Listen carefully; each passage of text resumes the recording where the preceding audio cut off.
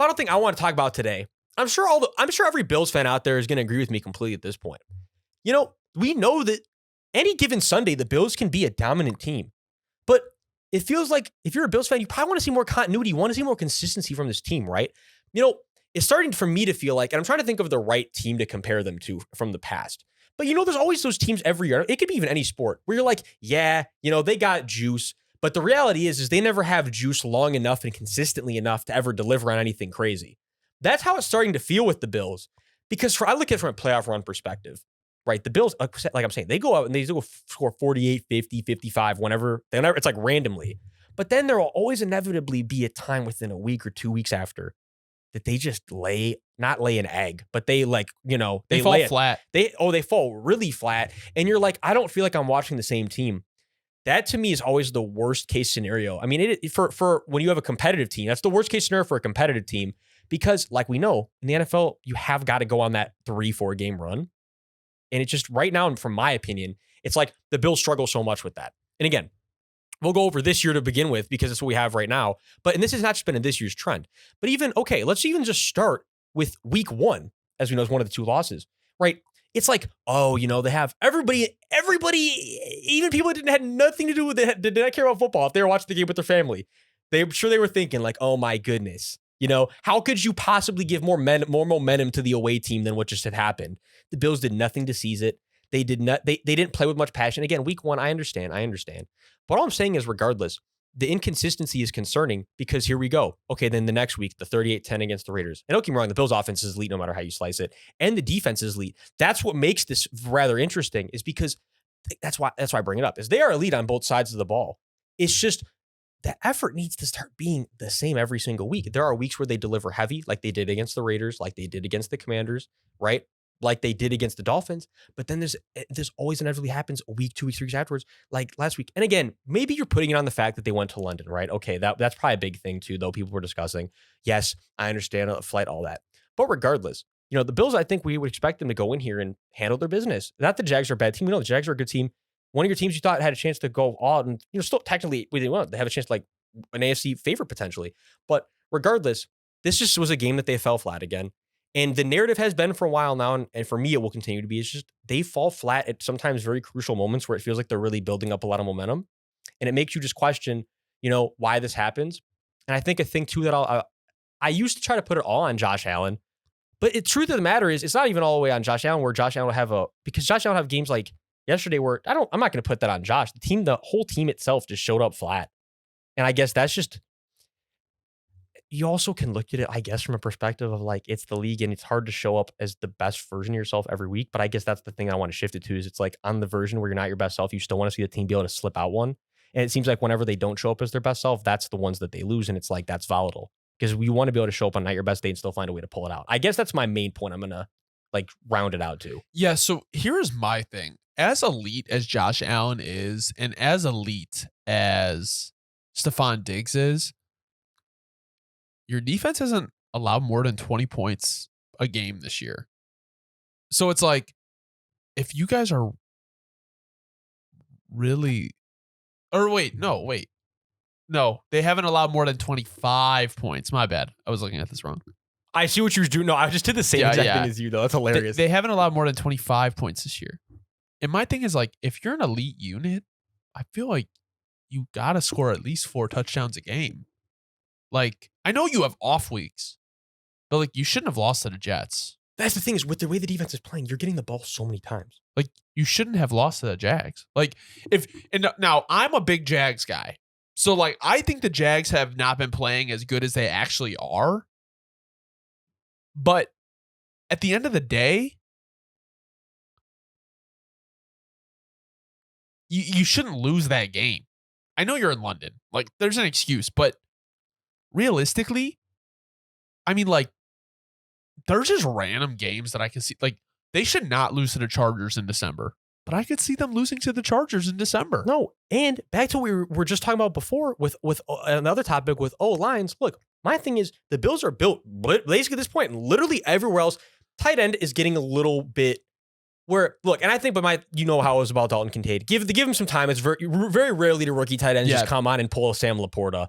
Yeah. Give him some time. I think he's going to be really, really good, if not an elite tight end. But the situation right now, I'm saying is, the one point besides where I'm going to get to next, where you can maybe circle and be like, okay, they're a little weak there. But point is, the spot you don't want to be weak the most is that their O-line is nothing special this year. It's it's below average this year. And Deion Dawkins is the only person playing above average right now. Or maybe you say, I'll say Deion Dawkins is playing at a good level, right? He's playing at a good level. But reality situation is they're built everywhere else. And back to the main point is, it's like, so the two worst things about it is they sometimes just don't show up in big weeks and out of nowhere after they're building momentum. And then on top of that, you're probably weak at the position group you just would want to be weak the least. Yeah. It's a volatile recipe for when it becomes playoff time, and that will keep being the narrative until the Bills don't make it. It's just like, are you guys, because there's a difference between getting outplayed, right? Like we've seen the Bills get outplayed, and you're like, wow, they played a perfect game, like Chiefs example, and you're just like, they just lost. But it can't be that every single time they lose. And it's like, my thing is, I just don't want to see it become to a point where that's the normal, where they just fold in a big game, they fold in a playoff game. It cannot keep being. It cannot. They have got to just keep. If anything, like you're saying, I just want to see just good consistency. If you lose in a good shootout and it is what it is, and you lost the game and you get outplayed, then let it be that way. But it feels like a lot of times that when the Bills lose, they outplay themselves. Like they you know what I'm saying? Like they're beating themselves. They shoot themselves in the foot. I think honestly a big problem, and this has been talked about with the Bills for quite a while, and I feel like they never fully address it. They have no run game. We started back to the O-line. We started it, or we talked early this year that they may have developed something, but they just don't have a run game. Like, and I honestly think that this has more to do with like scheme, because it's like ever since they lost Dable, it just feels like they haven't necessarily had that juice on offense, and it's just like, yeah, Diggs is good, Davis is decent, but it's like, if teams can sell out to stop the pass and like your run game is nothing special, I mean, like, I don't know. Like, that's why I'll stand on it. Running first is always the move. Run first.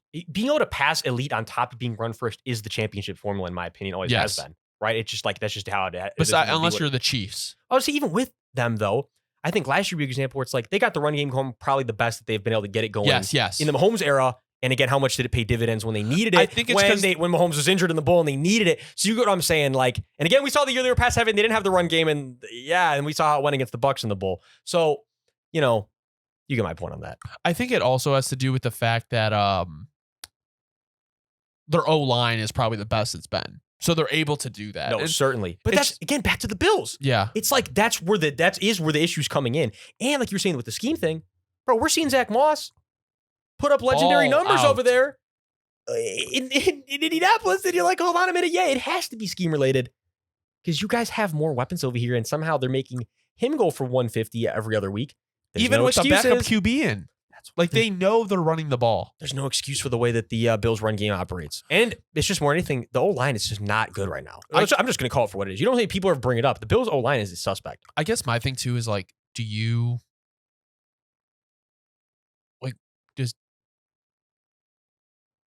like what happens after this year if they don't win it? That's what I'm saying. You put, and again, for a guy like Josh, a guy who's as crazy as Josh, you want to give him the best O-line possible because you limit the craziness when he doesn't feel pressure. But a guy like Josh, when he's under pressure, that's when the crazy shit starts happening.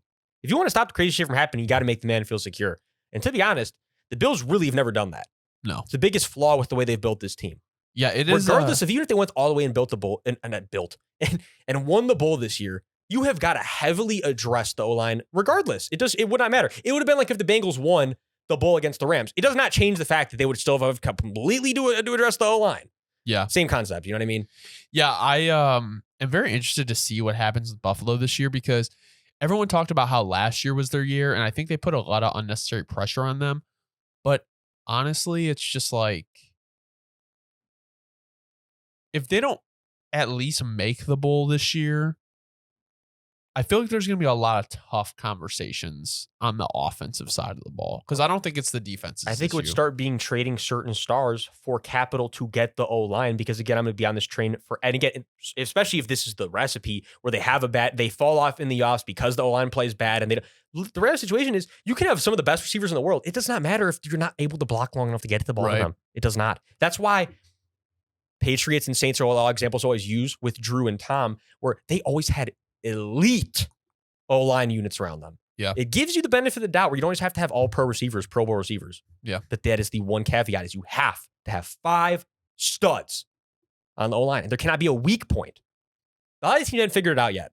They build a few guys they think are like good, and then they just let the rest be like rotational pieces. That is not a winning recipe.